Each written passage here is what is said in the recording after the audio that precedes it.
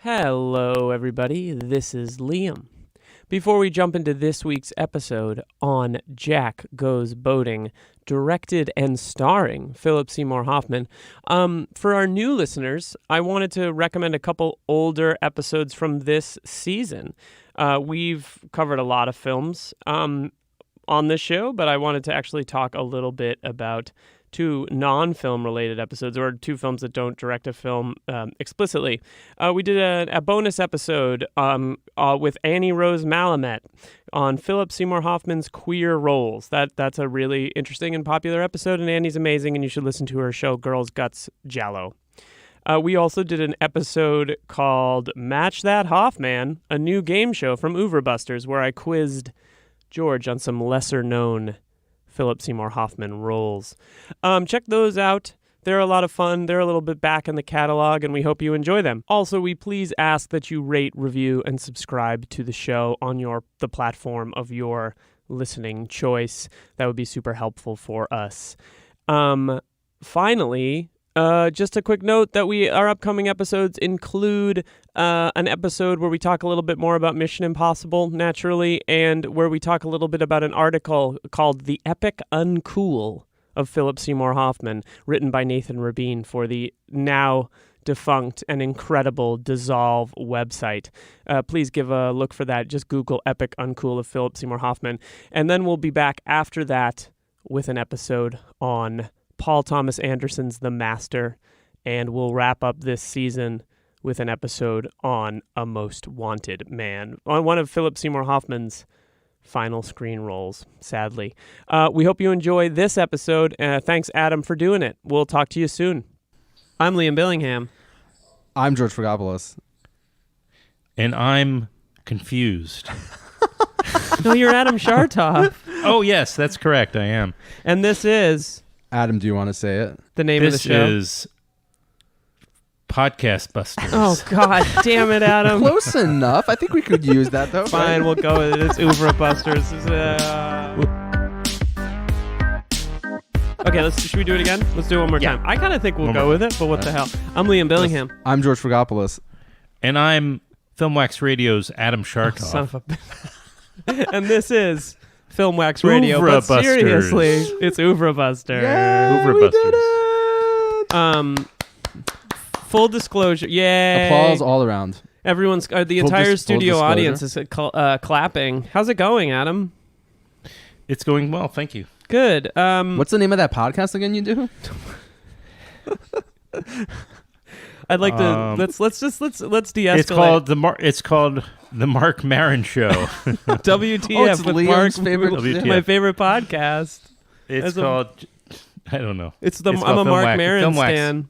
Joe Rogan. The Adam Schartoff Experience. I would listen to a That's right. podcast called The Schartoff Experience. Are you kidding me? Or a film series? Like an action film series? Yeah. That would be amazing.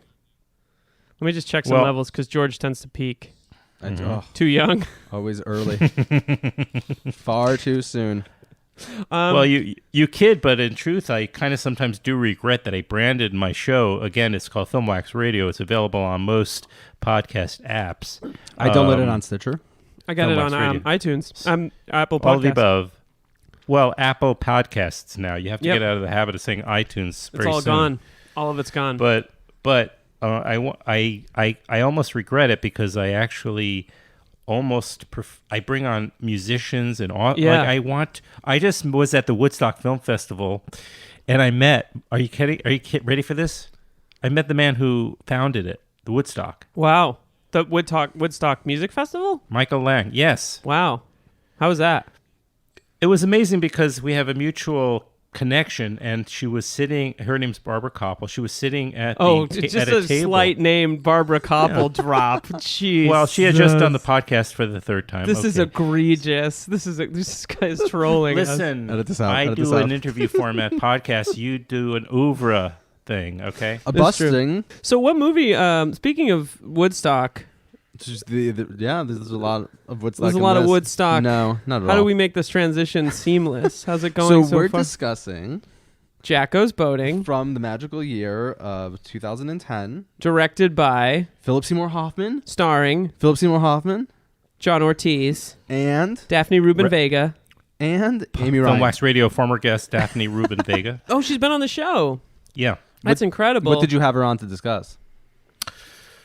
It was a film that she was in that a friend, Jace Bartok, made. And he and Daphne did the show together some years ago. Okay. Oh. Wow. That's cool. Now, before, because Adam also wanted to talk about this film, but before I also kick it back to Adam, let me just quickly say what this film is about. Please do if it. It could be described, even though there's no really plot. So, It's not true. Philip Seymour Hoffman plays Jack, a lonely limo driver. Reggae-loving limo driver. Reggae-loving limo driver, yeah. Who decides With little dreads. Yeah, the hair's really weird. Who It was decides weird. to... Focus. Yeah, who decides to take My friend boating... Barbara Koppel said to focus. Decides he wants to go boating, hence the title. And as such, takes swimming lessons with his friend Clyde. It's played by John Ortiz, because obviously if you go boating, you have to learn how to swim, and he doesn't know how to swim. And the film is pretty much about his growing relationship with this woman named Connie, Yes. played by Amy Kaplan, and also about the deterioration of his friend Clyde's marriage with his wife Lucy. So it's really obviously just kind of a piece about these two relationships, one that's kind of coming into existence and the other one that is disappearing. I have a question before we begin. Yes. The conversation about this film. Okay, it's based on a play. Correct. By Robert Glaudini, who also wrote the movie. And I'm wondering, why didn't he call it Jack Goes Swimming? It's a really good question. Because the boating thing is what he's building up to. By the way, why do you have to learn how to swim? I'm glad you asked about the titles, though, because do you know what the porno title of this Jack is? Goes Fucking? No, Jack Goes Motorboating. I've been waiting I'm all quitting day. the podcast. I'm quitting the podcast. I've been waiting all day to make And you're a professor of film? English. Of literature. You teach young minds? You can't see right now, but I'm wearing a tweed jacket with leather patches. He can literally see you. No, I'm saying for our audience of one person. I just wanted to be clear. Because Adam will listen to this. What's even sadder than than that joke was that I was waiting all day to make it. No, but listen, here's the thing. When you go boating, first of all, in Central Park on the pond, do you need to really know how to swim? And by the way, also, they have something called life preservers. Why do you have to learn how to swim? So basically what I'm saying is I'm getting off the phone right now. Done. Because the premise is weak. Problematic. Well, so... Yeah. So when we reached out to you about being on the show and really boosting your profile, that's true. You picked this one? I feel like you said this one, and why? I believe this was my third or fourth option, but go. Maybe we were the ones who were like, actually, maybe we could. No, I think you had already. Honestly, I think there was probably one or two others I said ahead of this, but I'm actually quite happy to talk about Jack Goes Boating because it's the only film I believe that Philip Seymour Hoffman directed. So yeah, I feel like that's an interesting place to start. It's a special, in that regard, it is special. I agree. But it wouldn't have been my first choice of the great performances.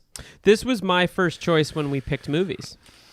Huh, I don't remember that. Yeah, I picked this first. You picked The Master, and I picked this because he directed it. Master, yeah. Because I wanted to look at a movie that he played a pivotal role in. I guess we should say that, yes, this is based on a play that was created... I just want to say my first choice, so the listeners... Was Jack Goes Boating? The listeners can... It was actually my first choice, I remember, was The Killing of a Chinese Bookie. That's true, it was. And then we found out that Philip Seymour Hoffman wasn't in it. So we couldn't do it. It was really disappointing to find out a movie that we already covered he hadn't been in. So it was based on a play. Did you see the play? The play was produced by Labyrinth Theater Company, which was his company. Did you see the play? Do you have any knowledge of the play? No, and I wish I had seen it. I mean, my goodness. I think this film I never got to see Philip Seymour Hoffman live in something. I think this film did a good job of making it not feel like a play. Right. And this is something I was talking to Liam about earlier. That you're not buying that? No? A little bit. It feels a little stagey. It does times. a little bit. Especially the big odd. party scene at the end. Very stagey. So I saw the Labyrinth Theater Company once do a play called The Little Flower of East Orange that Phil was not in, but he directed. and I went to a dress rehearsal, and he was in the theater, and I was like, it was like my second week in New York City, and a friend worked at the Public, wow. and he was like, Where did you come from? Right I'd come from Boston by way of the Czech Republic, where I'd been living, and I moved to New York in with a buddy that worked at the Public Theater, and he was like, let's go to this dress rehearsal, and it was like my second celebrity sighting in New York City was Philip Seymour Hoffman. He was 8 feet away from me, and I was like, oh, and Ellen Burstyn was there. Wow. And John Ortiz was there. So were you bursting at the seams? I was bursting at the seams. Such an asshole. And that was pretty good, actually. Thank you. Great guys. And I watched the play and it was really good. But the coolest thing about it was that because it was a dress rehearsal, they were all just kind of milling around, which was really cool. And then a couple years later, I saw Phil Hoffman play Iago to John Ortiz's Othello. With Desdemona played by Jessica Chastain. Whoa. Oh, my God. Directed by Peter Sellers. The British Back from the Dead director? He's British. He's an American opera director. Oh, not Inspector Clouseau. Oh, he's American. Okay. Yeah, and it was not good. It was 4.5 hours long. Whoa. And Phil was amazing, but also like it was unhinged. It was crazy. But it was indulgent. It was indulgent. It was supposed to be about Obama. It's supposed to be about Obama. I think was the sort of an Obama take on Othello. But I feel like Labyrinth was a huge thing, really big theater company, and I don't know the play very well, but I'd be curious to hear what you guys thought of the movie. Adam, what did you think of the movie? Had you seen it before? Yeah, I saw. I actually saw it when it came out, but I was invited to a press screening, and I went to it very, very, excitedly because it was, Philip Seymour Hoffman's first. It was his directorial debut. Yeah. So it came out in 2010, and I think Wikipedia says it's an American romantic comedy. Okay, good job, Wikipedia. Wow. So I guess that can't possibly be. I can't. Is it? Well, you mean the description of it as a romantic comedy, or no? 2010. Oh, why not 2000? It says January 2010. It premiered, and then it was like full release in September, I think, or something. Yeah, that sounds right. That's amazing. So it came out 9 years ago, but it feels older than that. No, it doesn't. It feels like it came out yesterday. To really? Me. Yeah, not the movie itself, but it just feel like it just happened. I was like this film, like I was actually like it just felt like it was early because of the movie. It just felt like. Did you like it, Adam? Mixed feelings. Mm-hmm. Mixed feelings. I feel like it works. It's just it feels like it doesn't work some of the time. Yep. It feels like Amy Ryan, her dialogue feels wooden. Right. But, it feels experimental almost on some level. I agree. And commercial on another level. So it seems like it's just butts up against each other. Yeah, I definitely feel that. What experimental aspects did you... Well, the dialogue is almost tries to be... I don't want to say this was their intention. I don't believe it was. But the playwright, again, it sounded Mamet-like, the dialogue. Mm-hmm. That it's very spare dialogue in some ways. And then there's very realistic performances by, let's say, Daphne Rubin-Vega's performance. She seems to be working in another movie altogether. Interesting. Yeah, that's kind of true. I thought John Ortiz was actually the best part. Yeah, this was a big role for him. He got nominated for an Independent Spirit for this, Best Breakthrough Actor, which I feel like he'd already been in a bunch of Michael Mann movies. Like I'd seen him he was in Miami Vice for sure and Collateral. So he'd been around. He's like the scary drug dealer in Miami Vice, so it was nice to see him play something that wasn't so kind of obvious. George, what do you think? Yeah, I was not a fan of this. Typecasting. Yeah, and it's interesting too because back to back, so obviously last week we discussed Doubt. Right, which is available now. Yeah. With guest co-host Caitlin May Burke. And think about also that also as a play transformed into a film. Right. That even though that felt, to me at least, more stagey than this did at certain parts, that was more successful. And I think it was more successful for me. And I think it was just mainly because of the performances. I think the performances in that are so much better and so much more powerful, especially Philip Seymour Hoffman's performance too, than this film. Like this, I also felt like this has been like the third or fourth time I've seen him like play this kind of role, not to this kind of intensity. Really? Like in or what else? Not this kind of like sedated kind of way. Well, I kept thinking about like Love Lisa. There were shades of like the happiness character. And also even in Magnolia.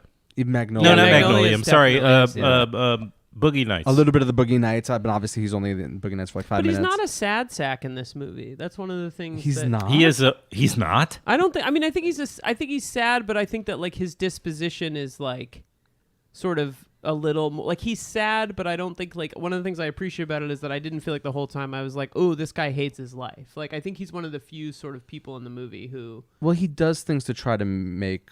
He makes an effort. Yeah, but and like the thing about like positive vibes. But I was like, this guy is depressing. Well, in Love Lisa, he lost his wife. That movie's an exception. But I don't know. I found him very charming in this. Yeah, and kind of but he's still a charismatic. sad sack. Well, maybe not charismatic. Sexy, I don't know. as Connie calls him. Yeah. I would say that I feel like I'm sort of with Adam. I don't hate this movie at all. I certainly don't love it. I actually think it's a pretty interesting directorial film. Like I will give it that. And it's curiosity. Risks. I'd like to hear you guys talk a little bit more about that. But. I think so. First of all, I think the staginess. I think it's a far more successful adaptation than Doubt, but I don't think it's a better movie. Okay.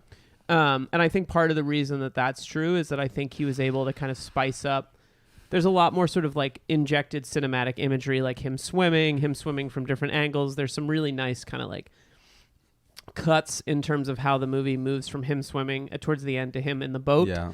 And like it feels like competently directed, and there's sort of some very risk-taking moments in terms of like letting the images play out for themselves, and something that could be really talky in another director's hands.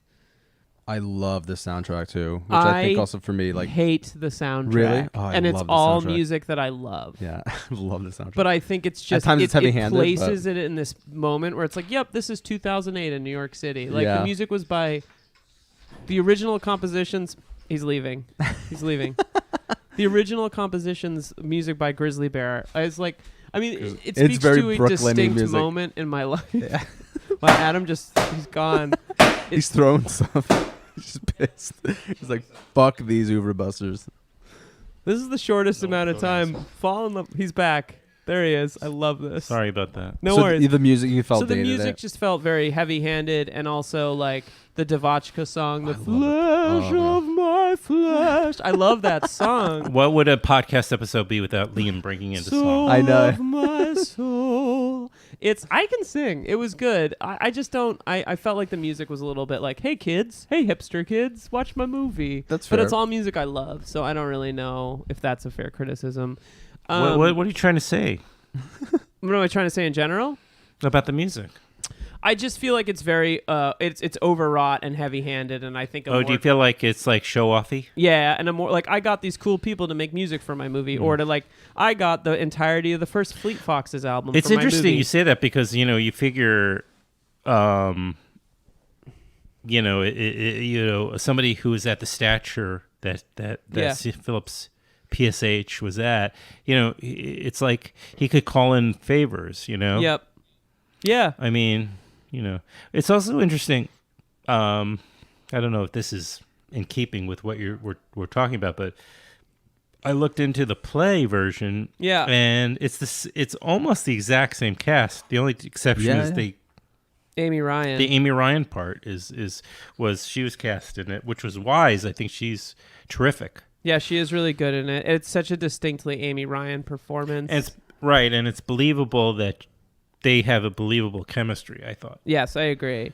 I wonder, I think that one thing that I find, there's something a little, I don't know exactly if I can pinpoint it, but there's something a little awkward about the whole movie to me, and it doesn't feel like a choice. It feels like that there's something idiosyncratic about it that doesn't entirely work. Like, I enjoy the Daphne Rubin-Vega John Ortiz relationship. I think that's really good, but I think maybe it's, to your point, you're right. I feel like they're giving different types of performances.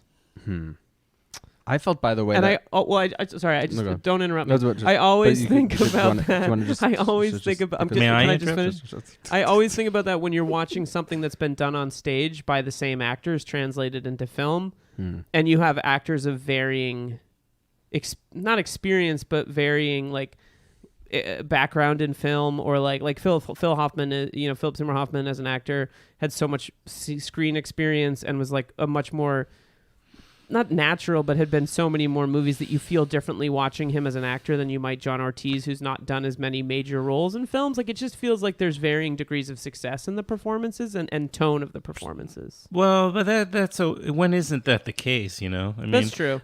But I will say that Philip Seymour Hoffman happens to also be a genius. Yes. Which is probably why you chose him for an entire season. But and I don't know about these other actors. I don't want to criticize them. I think they're all. I think John Ortiz is very talented. I think Amy Ryan is brilliant. I'm less sold on Daphne Rubin-Vega. I didn't see Rent. No, I didn't see it either. But obviously, she was one of the big, breakout stars of that. So, and she's been around forever, doing a bunch of different stuff. So it's like, oh yeah. No, I mean, she's clearly her career has blossomed from Rent, but I don't know. I think we've kind of touched the issue, is that there's sort of two tones that are combating each other here, and it's like there's this experimental play that they tried to honor, I guess, and then there's like kind of the movie, and some of these people have more experience in making movies than some maybe don't. Right. It's a curious directorial debut too, because I mean it kind of flew under the radar. I feel like there's a lot of these, like, let's say, I mean, this is 4 years. It came out 4 years before he passed away, but there's these sort of late era quiet Philip Seymour Hoffman movies that came out. Another one I thought about was A Late Quartet. Do you guys remember A Late Quartet? I do not. It's a movie he made with a director. I think it was his first film, and it was Phil Hoffman, and I feel like can you look up the cast real quick? A Late Quartet, but it's a movie about a quartet about a quartet and sort of their relationships with one another. And I went to a pre-screening of it before it came out, and I feel like it came out and made approximately $400 and disappeared. Christopher Walken. Keener. Oh, I saw that. Yeah. Imogen Poots plays so one of their, I think, her daughter. And Mark But Vanner? there's these like weird, quiet post-Oscar, non-Hunger Games movies, Wallace Shawn, that he made that kind of really quietly disappeared, and I think that this is one of those. Like, you would think he's only a couple years after the Oscar, this would have gotten more attention, but it kind of just vanished, I feel like, a little bit. It's on HBO. It is on HBO, yeah. So, but it is kind of a quintessential New York City movie too. It has a good working class center, I think, and no, yeah, it definitely does have like a working class feel, and there are like the moments where it does kind of engage with those politics. Like, there's this one interesting scene where John Ortiz Clyde goes to the Waldorf Astoria, because they're drivers, they're both limo drivers. Oh, right. And that's where his wife's lover is, and he wants to like catch a glimpse of this guy, and there's clearly like this engagement with like how he doesn't belong in this space, and he like is looking and kind of taking in all the opulence of it all, and like he puts, he casts eyes on this dude, and obviously it's more about how he feels jealous about this guy, but there are this, you can also read it with these kind of political valences of like a critique of the opulence of did you tell the synopsis of the film at all, or you could do that? Yeah, we did. I think a little bit. But that 10-second rambling thing in the beginning. I mean, it's obviously about like one of the things you get while Amy Ryan and Philip Seymour Hoffman's relationship is developing is this collapse of Daphne Rubin-Vega, whose character name Lucy and Claude's relationship collapsing, and it kind of culminates in this really awkward, really long scene where it seems like Claude decides to go on a bender and get drunk and do some cocaine and sort of give in to like this like he's sort of like had at his wit's end in his relationship, and then they smoke hashish, and I just spent the whole Where time... do they smoke hashish? At their apartment. At the apartment. But with the I hookah. thought they were just went on the they did the hookah. Yeah, but she says something about it being hashish. Oh, I'm sorry, I missed that. Yeah, and that's so why that they're makes so sense fucked because up. they did get they appear to get high. They get really high. And Philip Seymour Hoffman's character, I think his name is Jack. His name is he cooked this Boating. he cooked this very elaborate meal, which he had to learn how to make. Yeah, from this guy. That is the lover of it's the such same guy. Contrived Cannoli. weird thing to do. Yeah. It's like, here's your ex-lover, he'll teach you how to cook. Like, I didn't buy that at all. It's your best friend's cuckold or whatever. Yeah, I mean. and then he learns how to make this elaborate meal from this chef who gives him lessons. So while he's also getting swimming lessons, he's also getting cooking lessons. He's getting cooking lessons he from makes this for the dinner party which is the culmination, as you said. Spoiler is the food. They're all burns. partying and smoking the hashish, and they forget about the oven. Right. Now, I will tell you as a point of information that I have once smoked hashish out of a hookah, and it's the highest I've ever been in my god. Oh my god, I'm still high from it. It was 20 years ago, almost 20 years ago. So watching that sequence, I was like, yes, like one would get this high, but I didn't. But I didn't buy it. I didn't buy him going out to get coke, also from this drug dealer. And I was like, what the hell is he like doing? It did seem like so out of Well, he character. kind of buys it from a guy on the corner. There's a lot that one of the things that I don't think works about the movie is a lot of it feels out of character. John Ortiz's decision to suddenly buy all these drugs seems out of character, but also the extent to, maybe this is because he's really high, but the extent to which Philip Seymour Hoffman loses his mind when he realizes the food is burning felt very out of character. Like, the one issue that I have with the movie is, even though he likes her, I wish I got a deeper sense of his investment in the relationship. It feels very casual to me, his whole relationship to her in the movie. Right. And she never gives, Amy Ryan's character never gives an indication that she has to be, romanced to that degree. She's, that's why I'm saying it's like, it's a kind of, there's like, the language is very experimental. So she just wants to be, she's obviously somebody who's been, the victim of a certain amount of abuse, which is kind of, remember that scene she comes into from the From office? the subway. Like some guy, like she's victim, but she's also sounds like she participates on some level. The film suggests, or the play had suggested, that she was responsible for some of her victimhood, because she comes in like, having been abused physically from some encounter. Now, what was that encounter? Did she go back to an apartment? Yeah, it's Did weird. she go to somebody's home? Yeah. This guy that she saw? Well, the guy on the subway, right. Yeah, he kind of like looks at her leeringly. The impression I got is that where does hits her he get the opportunity to train. bust her face up? My feeling is he does it on the train. Unless she takes him home. Right. Does she go home with him? We don't know. Does she go home with him? It's going to be very confusing for listeners, but she has some sort of, strange encounters, and then, later in the film, ultimately, this is like during the last part of the film, she asks Philip Seymour Hoffman, once they're about to start really, date, or their relationship's about to take off, she asks him to overtake. She asks him to overtake her. That's her. Right. But not to hurt her. Right. So it's what is all this about? Yeah. I mean, I think that the way that I read the subway thing is that she tries to get away from the guy and he hits her on the subway. But how do you know? You don't know. That's true. Yeah. And I mean, she's like, it's also just strange that it's New York. People bleed on the subway. It's not like unusual to see. But the extent to which she is victimized, it's like, it's so brutal. It's so brutal. Or she goes to the hospital.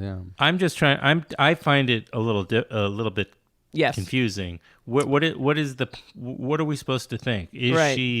Does she ask for invite this, or is she just a victim of, like, also Tom McCarthy, the actor, the director, he's in the movie. He plays her boss in the film. Yeah, he's Amy got Ryan's like boss. very little to do, but he's in there. Well, and he comes on to her also. Yeah. Now, are we supposed to believe that she's inviting this attention because it keeps happening? There's something also with Daphne Rubin-Vega and him where he like gives her a kiss and says, "I'll call you later." And I remember thinking like, this is very forward. It's weird. Well, yeah, but I thought the implication was that clearly there's something going on. Yeah, like, but it's never. Yeah, it's never made clear. Yeah, yeah. But that's the first moment that you kind of get a feeling that, well, clearly there's like infidelity going on. Get on that mic. And that's what like they have to kind of deal with. But no, I'm glad you mentioned that too, because you're right. That last scene, I didn't connect those two scenes, but there is this kind of interesting like psychosexual dynamic to the character that isn't explored, or at least kind of explored, I think, in a very meaningful way. I mean, I think it's there, and like her like talking to him and saying like, oh well, I don't know, like I'm not quite ready, like it has to be in a certain kind of way, and obviously there is like some sex but not penetration. So there are like these interesting valences to her character, but not enough, I think, to really say anything concrete about it. I agree. They're like gestures. Yeah, a lot of the movie is coming back, and I'm sort of re-feeling, because I watched it actually Saturday night, and I'm sort of re-feeling my own frustrations with it. Like, what? It was another hash night. Yeah, I was messed up. I was like, well, if they do it, I'm going to do it. Peer pressure. Phil told me to. Hit that hookah, man. Hit that. Fucking do it. Fucking do it, dude. Focus. So... The other thing that strikes me as a little bit tricky about the way that it kind of plays out. Let me try to see if I can figure out a way to put this. I don't understand so how do you guys feel about the ending of it? Do you feel like, I think the implication is that Daphne, Clyde, and Lucy, it's over. Yeah, it's over. Yeah, right? of course. Like it's a done deal. All right. Yeah, and there's question. This blossoming relationship between. I hope so. Jack and. Why would they want to be together? Right. It's not a great. An awful relationship. The only reason that they're together is because of habit of. There seems to be no love. Yeah. Did you guys? I didn't think of this at the time, but now I'm sort of thinking about the movie. There's not in the style of the movie at all, but like the way the movie sort of looks at infidelity and kind of like puts this relationship under a microscope. There's a little bit of a Cassavetes quality to it. Well, yeah, which I hadn't thought about before. I think I see all three of the characters, other than Philip Seymour Hoffman, are like the most interesting characters. Tell me more about that. Well, just like we were saying, like, so for example, like Connie's character has this interesting like psychosexual thing going that is not explored. That the relationship between Lucy and Clyde, and I think the disintegration of their marriage is interesting, or at least it's more interesting than all the shit that Philip Seymour Hoffman's going through. Right, I can see that. What do you think of his performance? I think it's understated. I mean, I think it works. Right. I think he does a really good job. The hair also is like, what the fuck is going on with this hair? It took me a minute to... PSH, come on, get it together. I spent a lot of the time being like, what's with the hair in this movie? Do you guys buy him as like a reggae-loving dude? Dude? Okay. Yeah, it's a little weird. It's also like, it's not, if I remember correctly, it's not really on the soundtrack either. Like, no. But how can you sing King Alpha's song in a strange land? Yeah. It's like it comes up at some point later at the very end, right, where they play his Walkman, to get him out. Because he's in the bathroom. Yeah, to get him out of the bathroom after he's destroyed the dinner. It seems there's, as far as I know, the playwright here, this is his only play, and I understand why. I don't know why they chose this play for the Labyrinth Theater. I don't know why Philip Seymour Hoffman chose this. It fell under the radar to a great degree, which is fine. But it's an odd choice, and I don't remember reading the reviews of this or what have you, but other than some terrific actors that, where you see them really have an opportunity to, dig into something, take over the screen, it's like, but I mean, to me, it's a very confused plot, a confused film at the end of the day. And, I don't think the play, at least maybe the play live was, more successful. Right. One thing that I think is worth... But I do think that people who are fans of, It's an important movie. Should see it. It's definitely worth seeing for those fans. I think it's also worth... I was thinking a little bit about why I picked it, and I think part of the reason I picked it is because it's the only film he directed. Absolutely, it was the right to choose. And I think that, but I also think that there's enough promise in the directing of it that it's a shame he didn't direct any more movies. And I think it's worth... There's a couple of things that stick out to me about it, besides it being a directorial film debut. And I think it's an interesting thing to think about when you do a podcast about Phil Hoffman, which is I appreciate very deeply that the film that he chose to be his directorial debut is not a film where he necessarily is doing his like giant Phil Hoffman performances. Right. This is not like a Lancaster Dodd or anything large and sort of like domineering of the frame. In some ways, although the film is about him, he's kind of in some ways the least practically a supporting character. Yeah, I agree. Yeah, and yeah. it's like he does not try to become across as the main character in this film. He's right, like avoiding that attention or something. And so what's beautiful to me about it is that he was despite his huge success in the film in the film world, he chose to use his clout to get a project made with his theater, his cool, like hardworking downtown theater group. And although he's at the center of the film from a certain perspective, it's also a film that allows for the other people who are part of this company to shine. Like it's sort of it's in a weird way, it speaks to his character that he was like, I'm going to get this small $2 million movie made that allows me to highlight some like very special actors that I care about pretty deeply. You may have put your finger on something. The film lacks, a main actor, and there's like nobody it's a complete ensemble film, but nobody, among the four of them, there's nobody who's sort of the rudder of the film, the sticking point, like the point that we even though the title is Jack Goes Boating. Jack Goes Boating, but Jack isn't really he's just always seems to avoid the being the focus of the film. Well, he's so passive, and it's also just feels I want to talk about that, but I think that the final point is it does just feel like an opportunity to get a film made with this company of people that he works with. But you think he's passive. Well, let me also just briefly say it's really difficult, I think, at times to tell what motivates an artist to decide what it is that, like, to figure out why they're attracted to certain projects. Right. Adam's either peeing or pouring wine. Possibly both. It's my bong. It does sound like he's like June Ho, just fucking blowing on that bong. June Ho, do it. So we got a movie here. I want to take this opportunity.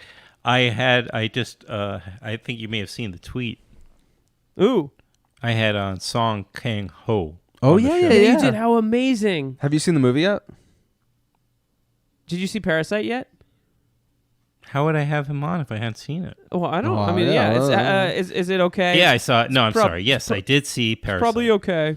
And probably okay. No spoilers, but no spoilers. It's spectacular, but it's like it's a very, very, like typical, and I don't mean that in the negative way, but it's like The Irishman is typical Scorsese. Mm-hmm. Which I saw. The Parasite is typical Bong Joon-ho. Yeah, he's the best. He's so good. It's so masterfully made. Now, you may leave feeling like, oh, that wasn't anything new, but it was such a trip. It's like a trip. Bong Joon-ho fine wine. It's passivity. Yeah, but not to distract too much. Adam, do you see Uncut Gems yet? No, it's incredible. Safdie I saw brother. it last week. It's amazing. It's this year's Cold War. It's this year. This year's Cold War. I'm going to be talking about as much as Cold War. It's incredible. All right. Well, why don't we do a season on the Safdie brothers? I said that to George. That's what Liam said too. I think it'd be amazing. Go get them on the show. You notice how I said we? So I'm like the new Oeuvre Buster. We'd love to have you back on. We really want to raise Adam's profile. Let's talk about the passivity of the main character in Jack Goes Boating. To some degree, he's not passive because he also wants to better himself by working for the MTA, I believe. So the thing also we didn't say is that he's a limo driver for his uncle. Yes. His uncle owns this limo company. Yes. And so he's working for his uncle. And then he also has aspirations to work for the MTA, which also is, aspirational to some degree, right? Of course. Yep. Aspirational. In more ways than one. Obviously, the visual element is lacking, but Adam turned his phone and we're looking at his cat's asshole. It's a really Why cute did you cat, have to? though. Couldn't this just been a thing between us? Sorry. You could Fucking edit hell. it out. So tell me So more he is about... trying to now it's improve- Adam's asshole. So he is trying to improve himself as a character or as a person. That's not my Yes. cat, but it's all right. Okay. It's Wendell the cat. Wendell. He is trying to improve himself. I have a roommate. Wendell. So yeah, I mean, I guess there's a certain way in which he does try to, I guess, like take charge of his life. And grow. Yeah, But that's not passive. but he is so no, yeah, but I mean, in the sense like he's very much like a wallflower, and again, the sad sack.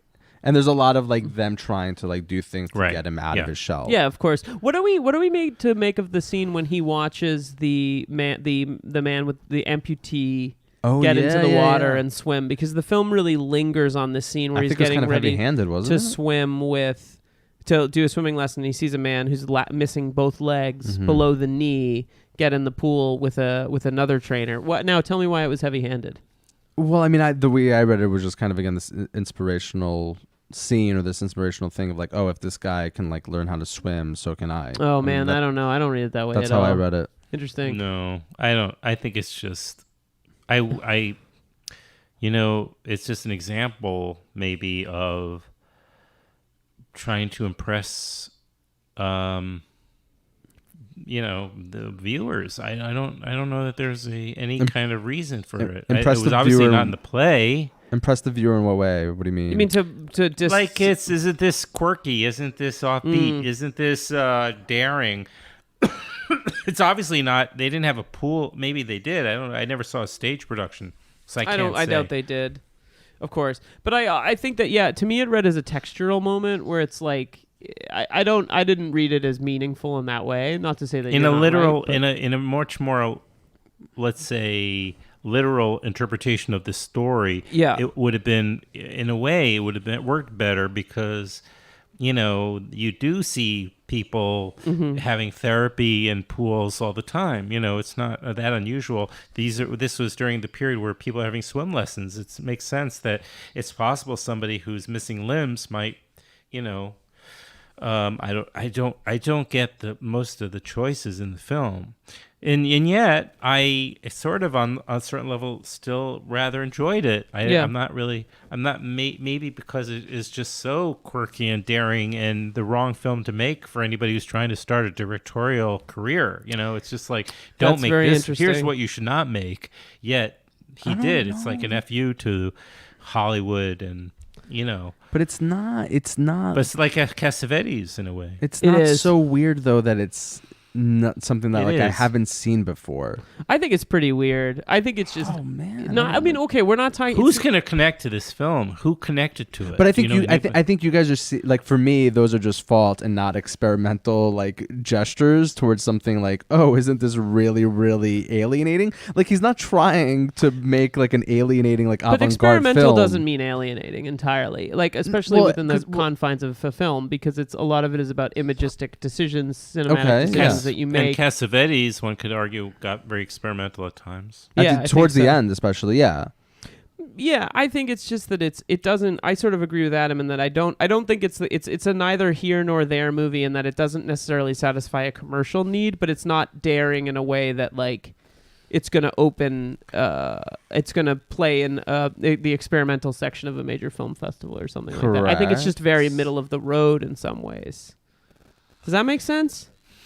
Yeah. Like it doesn't really commit to anything. There's no like.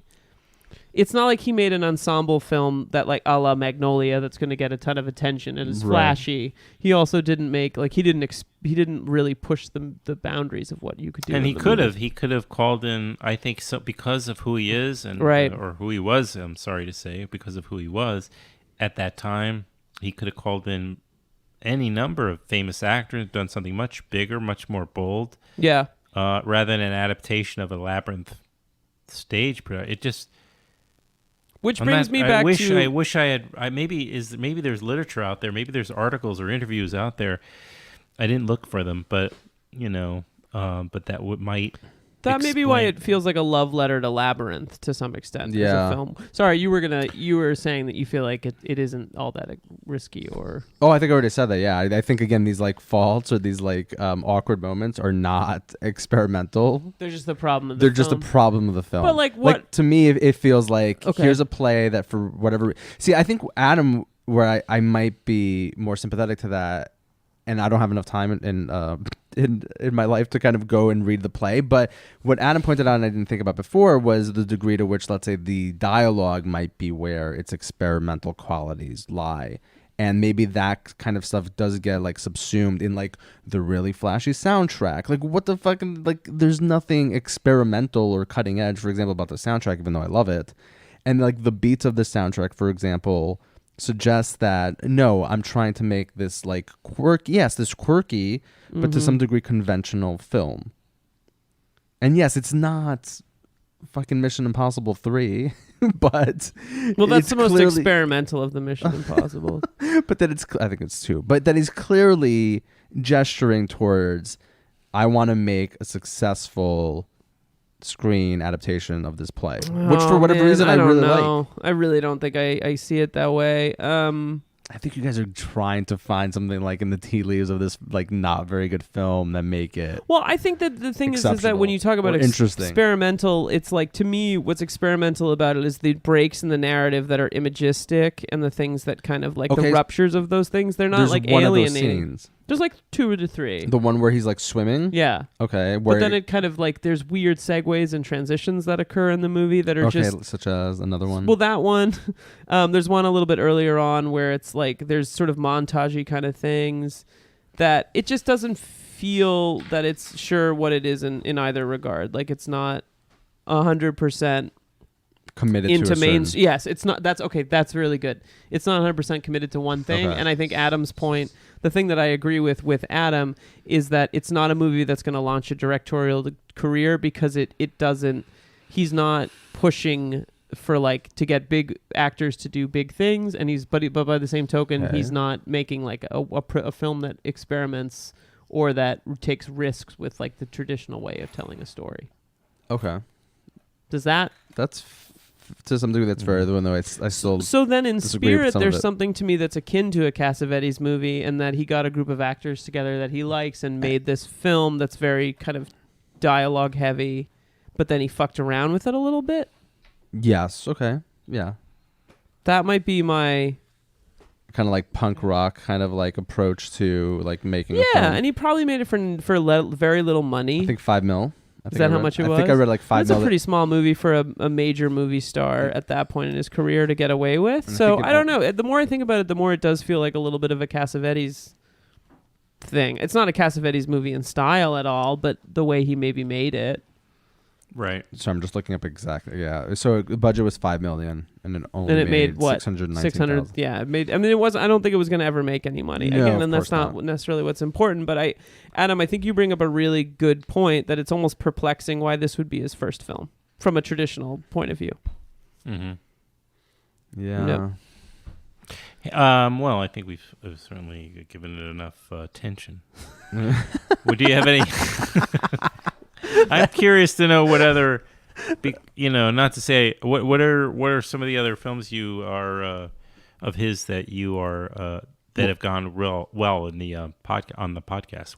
Oh well, I mean, all of them. All of them. No, I think we had a good. I think okay, that's. I think our doubt discussion brought. Doubt discussion was good. Things. I mean, I think that the episode that interestingly has gotten the most. This is crazy to me. The episode that has the most downloads is the Sinadoki, New York episode. By hundreds and hundreds of downloads. Which is not the one that I would expect it to have been. Yeah. So I'm curious about that. It's a complex But text. I do think that to come back to it, like one of the things that we've been trying to track in this show is the kind of actor that Philip Seymour Hoffman, like to George's point about where you see the other roles, we've been sort of trying to like have an open conversation about like where this fits on the Hoffman continuity, and like there's like two sort of like big picture things that we've talked about, and there's sort of the big Phil and the little Phil. The little Phil being, or the big Phil being like his sort of like Mission Impossible 3, Lancaster Dodd, Titanic, sort of these bigger, louder, more charismatic kind of performances, and then the smaller stuff, i.e. Love Lisa, Happiness to some extent, Red Dragon, this character, and definitely this character. And I do really feel like this performance is a real anomaly because it's so subdued. Not that it's not specific, but the energy and disposition of the character is so different. Mm-hmm. Than from his other parts. And I think that's something that's to really stress. If you kind of want to see him play a guy that a part that I don't think he would ever be cast in if he weren't the director of the movie, this is a movie to watch. It doesn't feel like any other Hoffman performance to me. Adam? I see, that's fair. Yeah. Mm-hmm. So, and then we have two left. We have The Master and A Most Wanted Man. Ooh, we're reaching the end. And then we might double back and do Before the Devil Knows You're Dead, which we unfortunately had to skip because that movie is fucking impossible to find. Who would have thunk it? But it's it is impossible to what? To find. Before the Devil Knows You're Dead, it's like there's one DVD copy in the entire city of New York City. And it's crazy. It's not streaming anywhere. Yeah, it's not streaming on any platforms. NYU has a copy, and otherwise, we have a friend that has a copy. This is what drives people to piracy. The library, maybe, or no? No, Brooklyn Public Library has it. And neither does the NYPL. I think the NYPL might have it on VHS. Which is crazy because VHS was. I don't understand. I could be wrong. It's really hard to find. I think the rights are caught up somewhere. So it's easier to find Jack Goes Motorboating, just for point of comparison. Oh well, I guess. On that note, Adam, do you have anything that you want to plug? Anything you want to tell us? Are you on about? a podcast? Do you have a podcast? What's Barbara Koppel up to?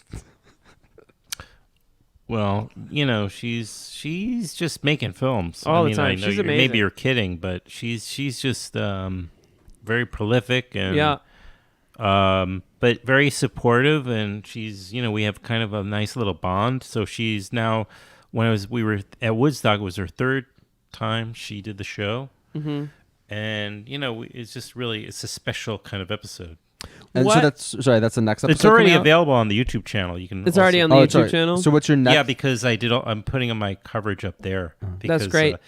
It's just faster, and then I'll eventually put it on the podcast. But, what is the so for folks that may be catching this, like, do you have a recent episode that you recommend? That's one that you're really happy with that we can include in the If you go back about 30 episodes, that Liam and George are on it. Oh, I heard about those guys. One of them's great. Intelligent and handsome. One of them is. So we were on. Yeah, of course we were on. No, I don't know. Well, your episode with Mike Lee. The episodes I've been doing, I'm great. very proud of, but nobody probably listens to it. Is I've been doing these episodes with Joseph McBride, the film historian. Yes, I remember those. I listened to one of those at least. Yeah, well, the one that's I'd say sonically very good is because he recorded much like we're doing here. He recorded his side, and it was for his more recent book on Capra. Now, I've been very caught up with this subject of the Hollywood blacklist and all this. So, Capra names, right? Elia Kazan names. I talked to Lee Grant. That episode has not gone up yet. Oh wow! But I'm about to put up an episode with 93-year-old Lee Grant, the actor. That's incredible. It's going to go up soon. I think the Film Forum is doing some sort of retrospective, so I was waiting to hear about that. But okay. I don't know when it's happening, and I'm dying to put this up, but I thought it would be a good opportunity to promote it. But it's one of the best things I've done. And well, we're putting this out in a couple weeks. This is like 2 weeks out. So if the episode's out in the next couple weeks, send it and we'll include it in the notes or something that you want us to metadata in the notes. It won't be. No. Oh, damn it. Well, then send us something. I doubt it's going to be that soon. I'm just because I'm kind of waiting to hear back about. Well, it's in the wings. If it doesn't anytime soon. Now, I also just spoke to Bill Forsyth, who directed. Oh, he just had a film at Museum of the Moving Image. Right. So he was in town. Now, that's a very fun episode because I already talked to Peter Riegert maybe about a year ago. Riegert. If that, maybe not that long ago, about Local Hero. Right. And on that episode with Peter Riegert, I pitched my idea for a Local Hero 2. Wow. What did he say? And so I had the whole concept. He said, talk to Bill Forsyth. Did you talk to Bill Forsyth? He'll do it. So I talked to Bill Forsyth about my Local Hero 2 story. What did he say? Talk to David Putnam. Well, so we're getting there. We're getting there. He's the producer. Right. And so I got to find David Putnam. But I think maybe he might be the end of the chain. I think I've got the whole concept. Friend of the pod, David Putnam, get in touch with us. It's funny. We'll get you in touch Bill with Forsyth, at one point, he says, maybe what you do is you have, because I said the Peter Capaldi character, is this going through this? He goes, maybe you have him do this, right. That, and the other. And I said, let me handle this story. Just kidding. Hey, I said, he's a good guy. He was very good. Shut up. I know what I'm doing. I got it. Well, Adam, this has been a lot of fun to talk about this completely weird movie. Yeah. That I don't know if I'll ever watch it again. I definitely will not. But it's good to know that not. It's probably going to be somewhere in my memory. Yeah, and I'm glad we watched. I think it's an I'm essential. glad I watched think it. I will say, as Adam pointed out earlier, it is an essential Philip Seymour Hoffman movie. You have to see it in the sense that it's important to understanding sort of the guy and his thing, and maybe even his oeuvre. Nice insight into. Perhaps. Yeah, if you're interested in busting an oeuvre, I'm interested. Poor Connection, or about busting podcasts. Well. I'm Liam Billingham. Every important actor eventually directs something. That's true. Maybe. I mean, not every, but many. Ooh. So I don't know if Meryl Streep has ever directed. What will Tom Cruise direct? That's what I want to know. Didn't Tom Cruise direct a thing? Didn't he direct a movie? Oh yeah, Eyes Wide Shut. Right? I'm Liam Billingham. I'm George Fragopoulos. And I'm Adam Schartoff. Ooh. And this was Adam. Oeuvre Busters. Yes! Yay! We did it!